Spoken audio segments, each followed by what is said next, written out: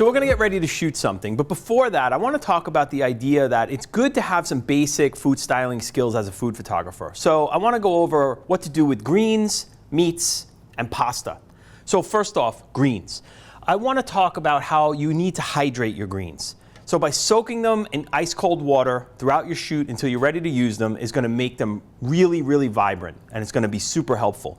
The other thing is when you cut greens, putting a moist paper towel on top of them to keep them from going brown and dry is also going to be super helpful. So greens, we put that aside. Meats. We're going to be shooting meatballs later. These meatballs came out of the oven, they're looking a little dry. So what do? I take some olive oil and a basting brush. And this works with all meats, where you're going to be able to revive them, give them some ability to reflect light, so you get that spectral highlight on top of your meats, and they don't look dry any longer. This is going to be super helpful for any meats that you're going to work with. So this is sort of a prep plate, and I'm going to keep them refreshed this way. So, off for them. And finally, our pasta. One of the key techniques that food stylists use for pasta is to cook it ahead of time, then toss it in olive oil, and cool it on a flat pan. Now this pasta is cooked and ready, so now when we're ready to use this, it's not sticking together, and it's already fully cooked. Greens, meats, and pasta. This covers a lot of ground for food styling. So I'm going to just move this out of the way and talk about some tools.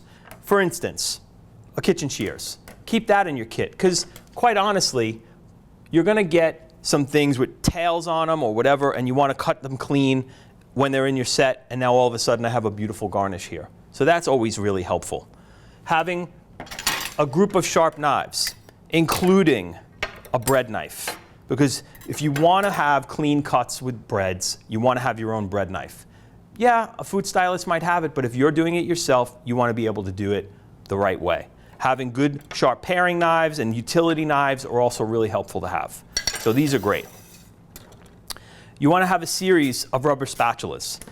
And the key element that you're going to kind of attack with these is like creamy stuff. So if you want to create a little whip on top of something, or you're trying to decorate a cake or fix or repair something that's got cream, or something that you can move around, these are really helpful to have in your kit. You already saw me use, of course it's got a little olive oil on it, you already saw me use our basting brush, and these come in different sizes. Sometimes you want to have one that's a little bit smaller so you can get a little bit more detail. Now, this is also 3 kinds of things that I use consistently to move things around the plate very carefully. Chopsticks, if you're not comfortable using chopsticks, obviously you can use a tweezers, smaller, bigger, and then being able to move just one item from here to here, or moving it around the plate. These things are super helpful to have. So other things you might want to consider for your kit are sort of like the makeup of food photography. I have these little bottles, and what they end up doing is you fill them with olive oil, and you can kind of add 1 drop of olive oil somewhere, or 1 drop on top of something, just to give it a little glisten. Now, in the same vein with glisten, this is olive oil and water in a spray bottle to get that sort of glistening look on something.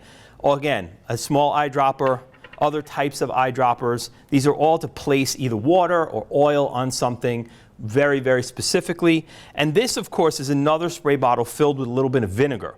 Now, the vinegar is really helpful for something like this, where you have some wipes and you could spray vinegar on the edge of a plate and just clean up that smear or mess. So the vinegar breaks down oil, and that's really going to be helpful. So lastly, I have some Q-tips also for really specific smudges or something you want to remove from a plate when you're cleaning up a plate for presentation.